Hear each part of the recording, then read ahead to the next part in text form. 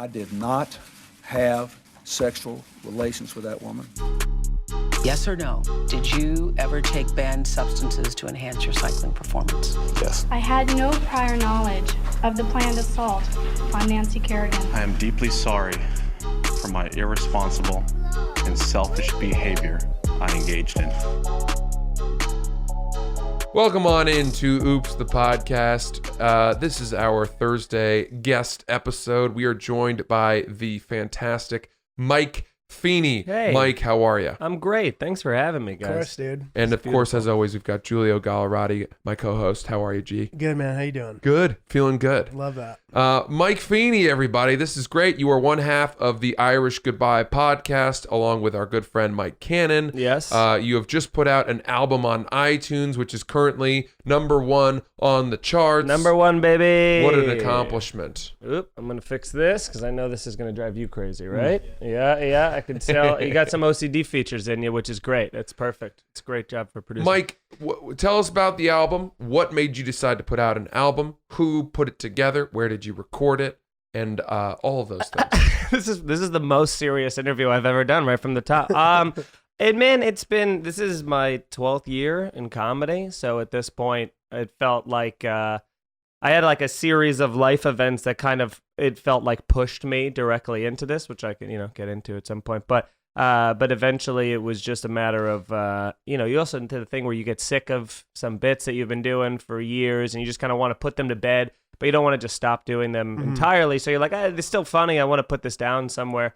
And it felt like, I don't know, man. I always had a love-hate relationship with albums because I came from the school of like looking at like Seinfeld. It's like one album. Dave Attell, one album. That's it? Yeah. So they have like their little they have Netflix specials now and stuff. But in terms of like albums, they each have one. So you're like, if these fucking gods have one, what the hell what business do I have doing it? But it's just comedy has changed so much now when you look at like, the state of social media and all that. It's all about content. When we all started comedy, it used to be like, hide your material until someone can see you live, and because otherwise on YouTube people will steal it. Now it's like just get it out as fast as possible. That that Andrew Schultz model of fucking of comedy now, but it's what works, man, and you can really cultivate. And for me, I do like sketch videos or dumb internet videos, just like you doing shit, and I've been doing those for years. And I looked at my YouTube page and I have like 40 or 50 sketch videos, all these other stuff. And then I had 3 stand-up clips from my entire career, one of which was a heckler video. So it's like these people who, are coming, or see me live. And, it's like all these, my online presence didn't exist in terms of stand-up. I was just a comedian guy, who made some stuff. But I felt like people needed to start seeing, my bread and butter. It's such a funny thing, which is like, I don't know. It's just this feeling I've been having this week since the album came out, which is, available now everywhere. I had a moment where right before the album came out, I went, okay, well, this is it.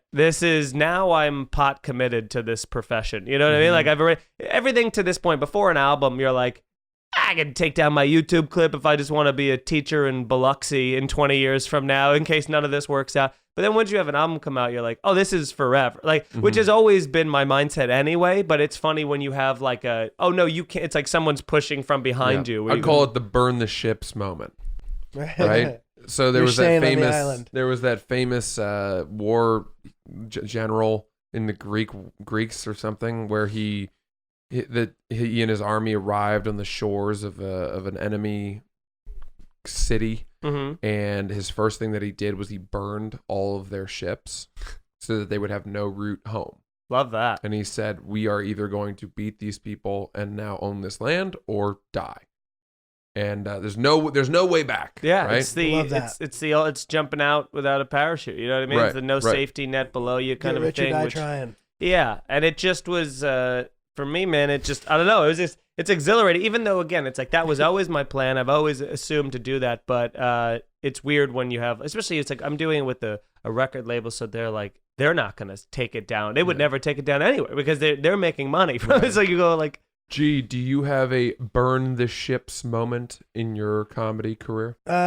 Sort of, man. I remember a few years ago, there was a point where after I had been doing kind of like I was teaching tennis for years, and then I was, doing temp jobs and all that stuff. And at one point I was like, I don't have the energy after the day of doing this side work to really use my brain properly. And I need to just try to somehow figure out a way to not have to do anything else. Right. That was probably 4 years ago, maybe. And I have not looked back. But those first couple of years were really tough sometimes. Yeah. Where you're like, yeah. I just have been through this moment so many times where I don't know how I'm going to possibly make money, but I know that it has somehow worked out every single time. So I'm not going to stress, and I'm going to stay focused and keep trying to make it work. And yeah, that was like, I guess, sort of that pivotal moment for me. What about you? Well, I mean, taking the job at Barstool was a moment where, whether I knew it or not, very quickly I realized that after that, I would never be able to work a job that wasn't in comedy again. Right. That's a liberating, but also slightly terrifying. Yeah. You know what I mean? Because there is no failsafe, but you don't want one. Yeah, I didn't really become at peace with it until I got a raise at Barstool, and then that validated me to think I actually could make a good living in this industry.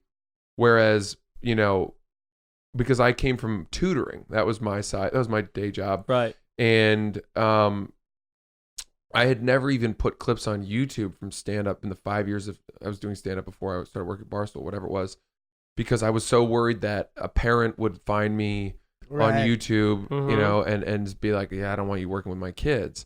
And then it would get around, and then all the parents, it'd just be my job be done. And then the moment I stepped into Barstool and, just to be connected to that brand, which is so unapologetic and raw and brings to light, with the moment I got my radio show, and every single day was talking about my sex life or my drug use, anything. It was just like, not only did I completely burn the road back to a normal life to cinders, but I also started connecting with the audience a lot better. Oh, for sure. Because once you bare yourself and you're far more transparent and personal, everyone gets excited that they can now hear the real you, and not some more contrived, curated version of yourself. Mike and I say on our podcast, it's like doing this, and especially doing podcasts too, where we're so open and being like, man, our kids are eventually going to hear this, and we're going to have to atone for some of that. But it's essentially like having a podcast and being so honest on it. It's like running through Times Square, like chest first, without a shirt on, right after like the methadone clinic gets closed. You know what I mean? Where it's just like you're just willing to be stabbed in just open wounds, ready to go from the second. But it's funny to say about jobs, because that's kind of how my whole thing happened, where like my jobs, I had so many different jobs like out of college where I worked in television, then the recession hit, like I worked for like the Colbert Report doing like production stuff like that, and then I was doing a bunch of freelance jobs. Recession hit in 2008, 2009, and then it just became like, all those entry-level jobs became internships, kind of free internships, so I couldn't afford to do that. So I'm like, let me work at some restaurants. I worked at restaurants, I worked at bars. Then I started working for like a beer distributor, which I was like, it's better to have a 9-to-5 job instead of like taking off every restaurant shift on a Friday to do 7 minutes at the Village Lantern for free when I was, new in comedy.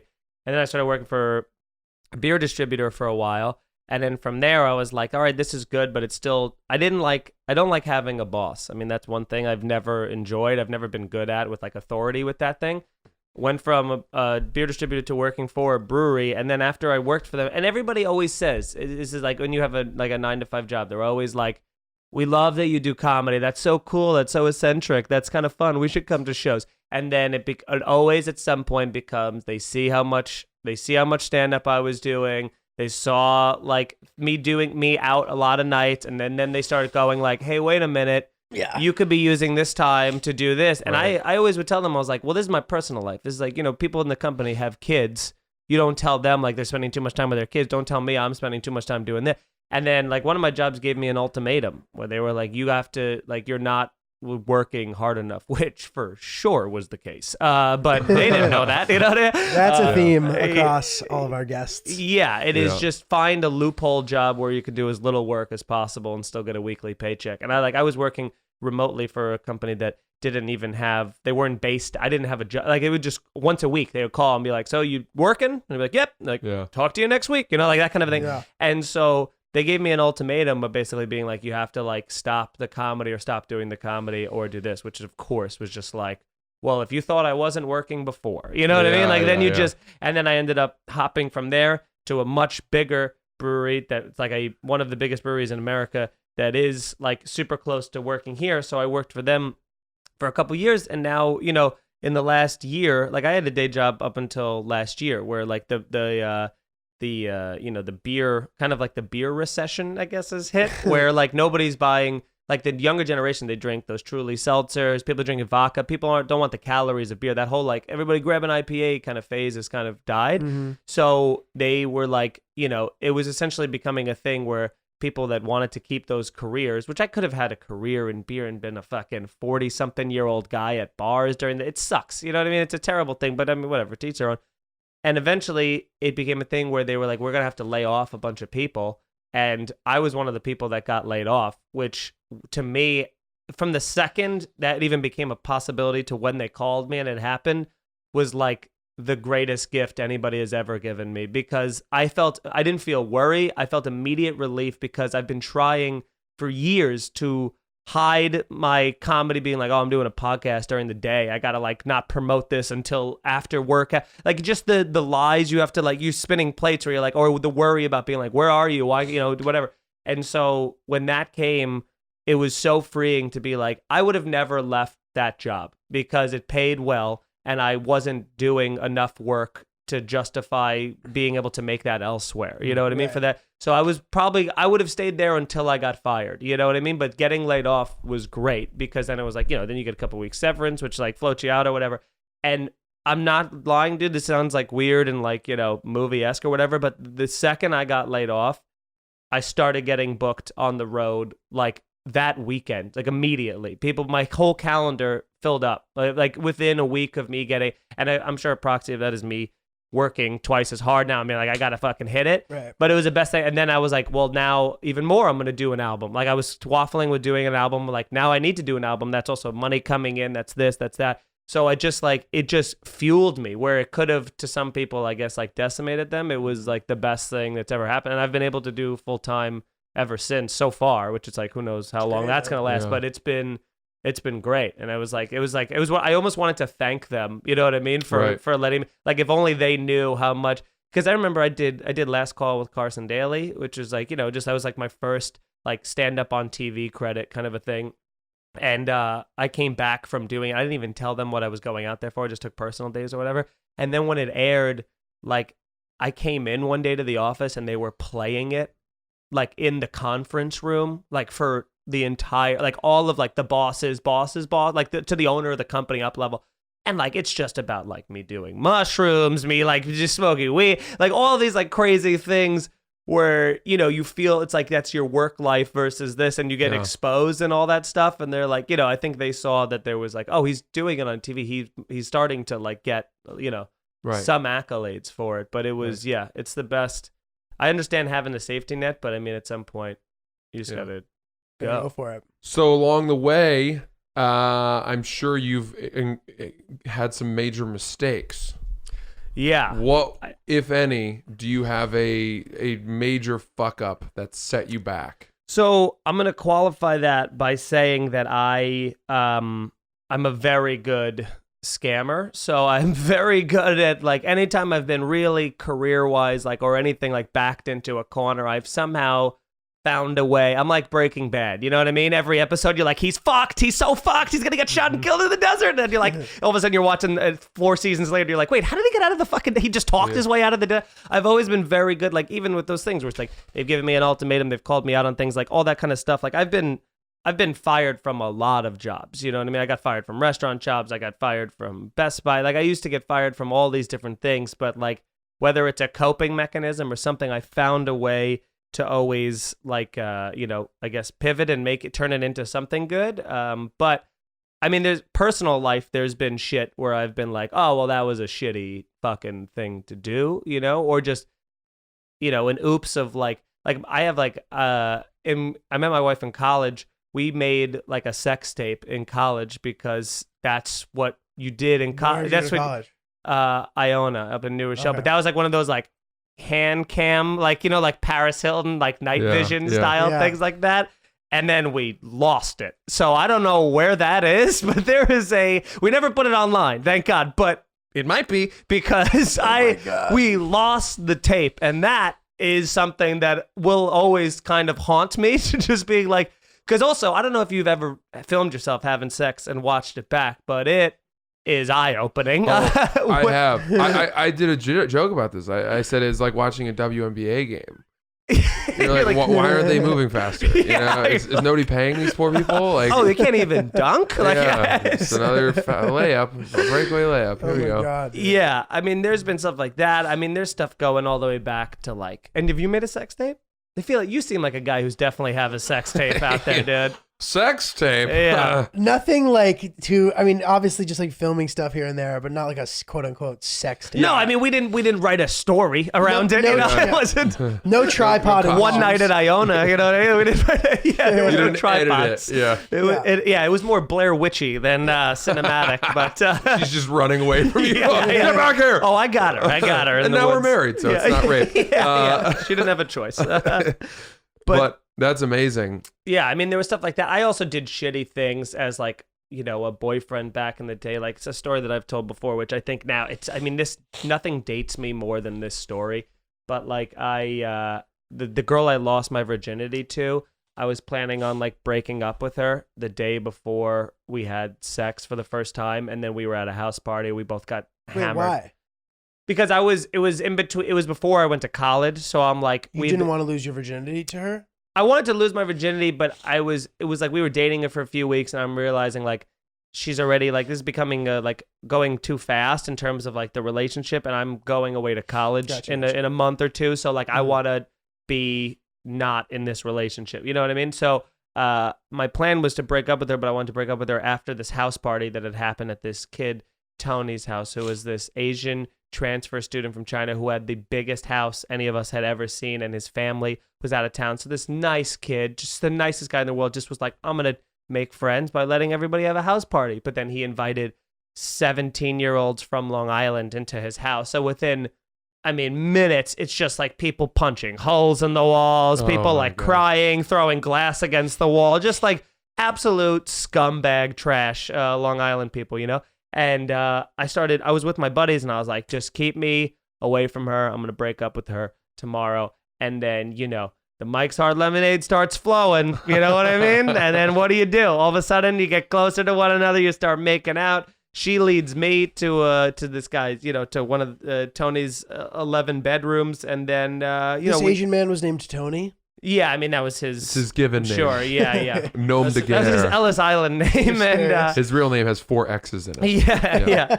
So we ended up having sex, which was like, for my first time having sex, neither of us came. So I'll qualify that by not sounding like a tough guy or whatever. But like, we had sex for 45 minutes, which was just sweaty, white people.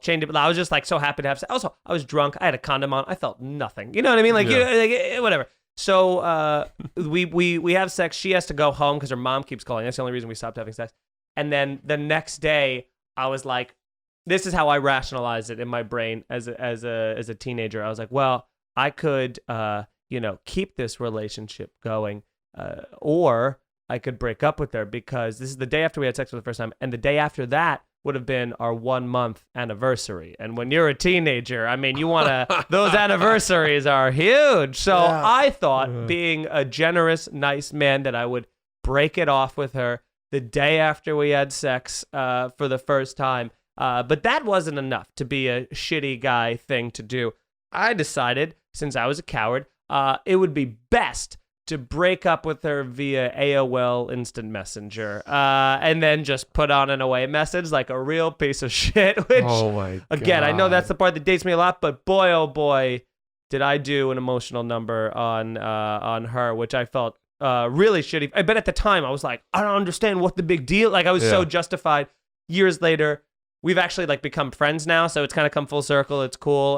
But like for years there, it was a real, because we had a lot of mutual friends. So it was like anytime someone brought up my name, it was like a war of the world situation. Wow. But you ever just have that where you think, Yeah. like, where I robbed a young woman of her innocence and her dignity at the same time? I have not. I want to qualify with this. I was a virgin. She wasn't a virgin. So that makes it. Does that make it better? That does make it better. Much better. Okay. You know, look, here's the thing I've learned in dating, in life. Nobody wants to be broken up with. Yes. There's no right way to do it. You can tell a girl, I fucking hate you. You're a piece of shit. I never want to see you again. Right? And bang her sister on the way out the door. Right. Right? There's that. Or you can wait until there's the perfect moment and sit her down face to face at a time when she's feeling good and you're not, catching her when she's down, and spell it all out sweetly and be there for her and say, let's be friends. Those two girls are going to be within a shade of anger of each other. Yeah. 100%. It is really not that different. There's no right time. And there's no right choice. And it is like you said, it's like, it's high school, whatever. But even just in women, nobody in general wants to get broken up with. It's a shitty feeling. And it's like, what was my other option was just stay together, go to college. It's like, then it's like, you're building. I did that. I had that exact same scenario, and it turned into a terrible 5-year on and off. I guess 5 years. I guess we might as well just die together. Yeah. I'm pot committed. Seems less awful than breaking up right now. Yeah. On and off. And I was a year older. I went to school and then somehow convinced her to go to the same school as me. Oh my God. So I was a sophomore. She was a freshman. She immediately got caught up in like the cooler kind of kids situation. And it was on and off for the rest of college. Holy shit. In a very predictable, cyclical way that was brutal. Of course. Yeah. You keep going back to each other. You break up, you see each other with each other. Yeah. Other guy hearing stories from friends. Horrible stories. What a terrible, terrible way to enter tough. and go through college. It was bad, dude. I mean, and we're cool now. Also, I bumped into her on the street the other day. She's pregnant. Crazy. You didn't mean to do that. Married, Yeah. married, pregnant. It's all good, but yeah, dude, it was brutal. So I almost wish that I had maybe taken your course of action. Yeah. Who knows what could have been? Slash and burn theory, it just again was not. I didn't feel good about it, but I did feel justified at the time. And then looking back, I'm like, what a piece of shit. No, what an oops, huh? Yeah. No girl or guy has ever walked out of being broken up with and said, well, I really like the way that he broke up with me. To 100%. his credit, he was a total gentleman. Nobody fucking says No that. one does that. Unless it's like 100% mutual, which, by the way, that's pretty fucking rare too. That's just too miserable. How long have you been miserable that you two were together that you both realized like, oh yeah, no, this is done. Like you're like, well, that means you stayed together months, maybe years too long if you've both gotten to that point. It's a process, though. Yeah. It's like when someone's going to die in the hospital, they don't come out and tell you they're going to die. It's like pulling out There's like of a 3-day process. It's like pulling out of Afghanistan, Stop bringing politics. I just think gradual withdrawal. I've dated a lot of Afghanistans in my life, and you come in, you build up an infrastructure, you start, and you can't just pull out because next thing you know, that the Taliban's going to come back in. And these girls are going to be forced inside again. Unwinnable battle. There's caves everywhere. Yeah, oil, sand, am I right? Yeah. So, I've had also like, so much I know about Afghanistan. I was like, there's sand there, right? It's more mountainous, I think. Yeah. I mean, there's sand is mountains, right? Eventually rock, huh? Sure. Good spin zone. Yeah. Like that. I've had also like an oops that was more like the hubris, this is not, good. Yeah. Not career-wise, but like could have died situation, which was life-threatening, which was, so my mom moved down to Florida when I went to college, so I'd go down there in the summers, predictable white guy with shaggy hair who wore puka shell necklaces, like work at a surf shop, surf when I'm not working, that kind of lifestyle. Cartilage piercing? No, not piercing. I wish I had an eyebrow piercing actually. So there we go. Yeah, you're wow. close.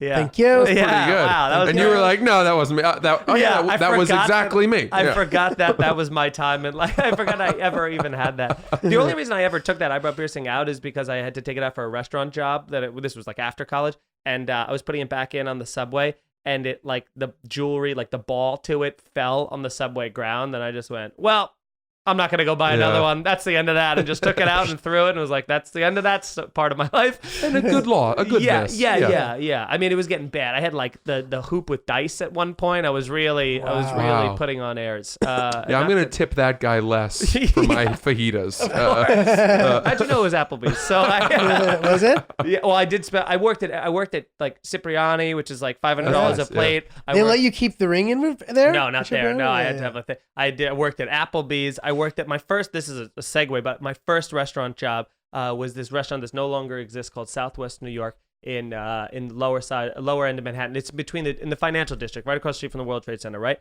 So it was a biggest outdoor seated restaurant in New York City, 300 seats right on the Hudson River, giant Mexican restaurant, and then all these seats inside.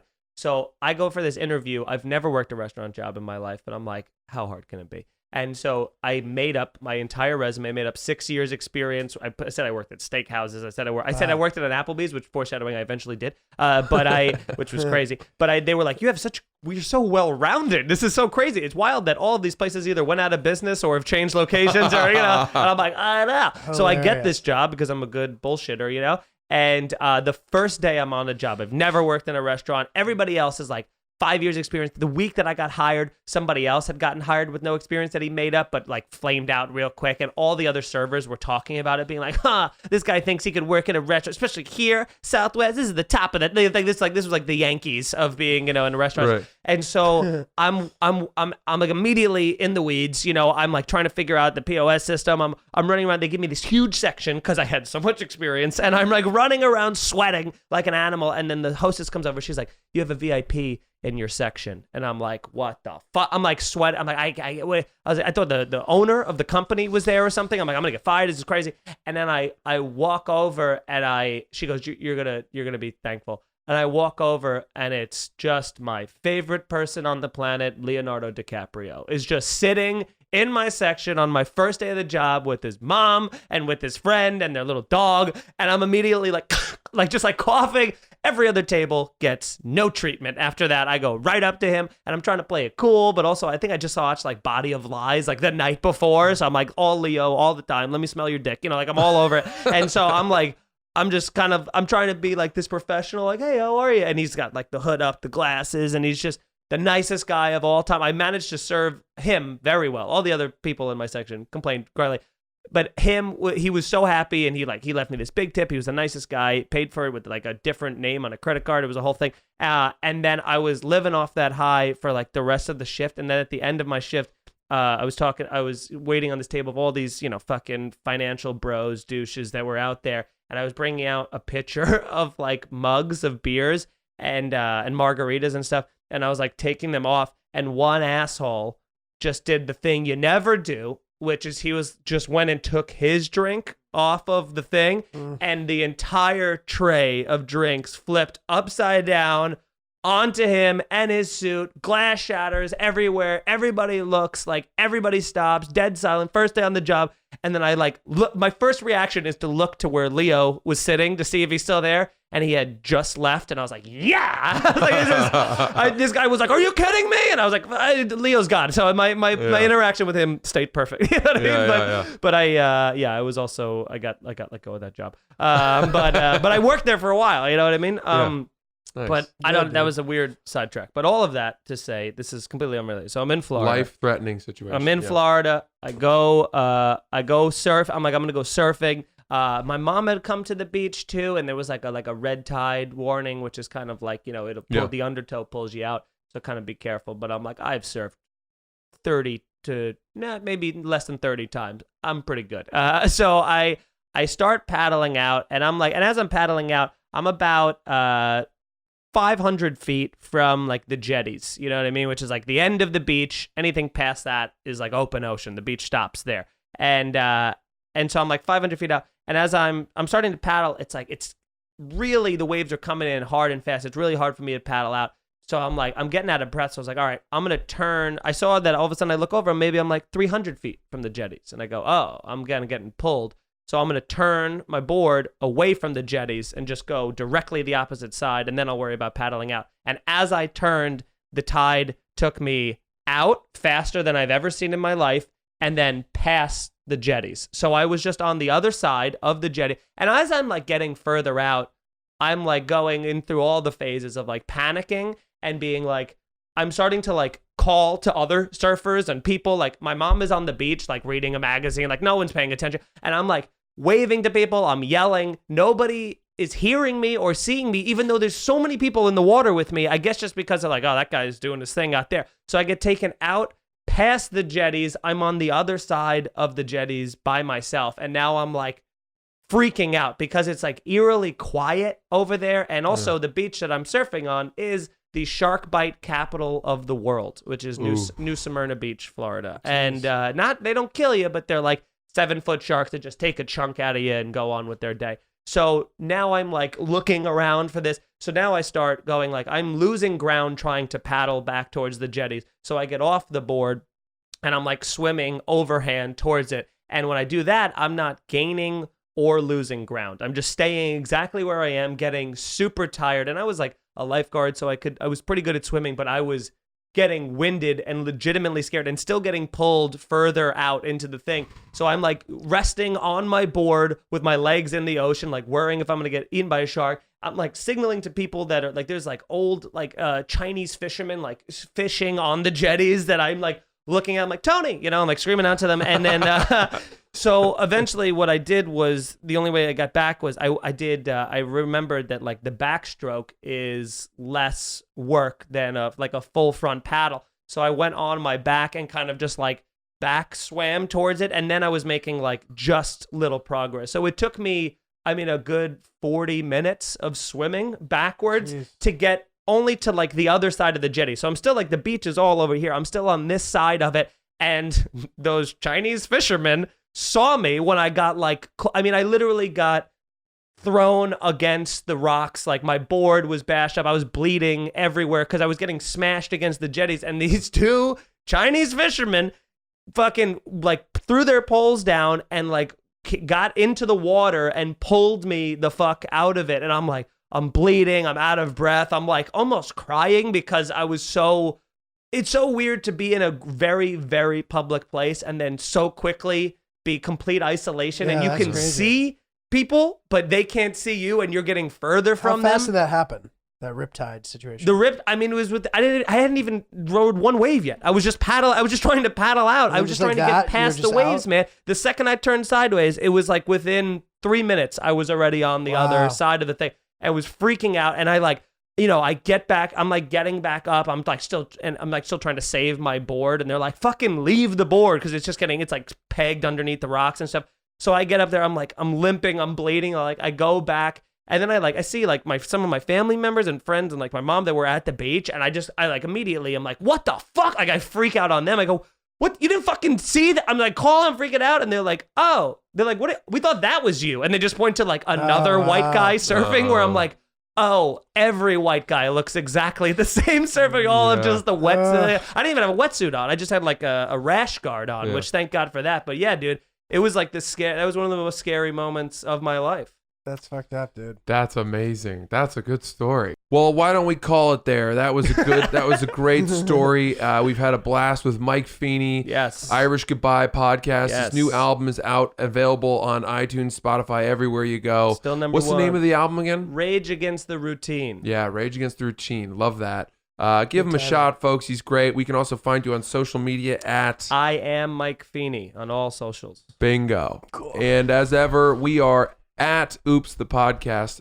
We are at Francis CC Ellis, at Not Julio.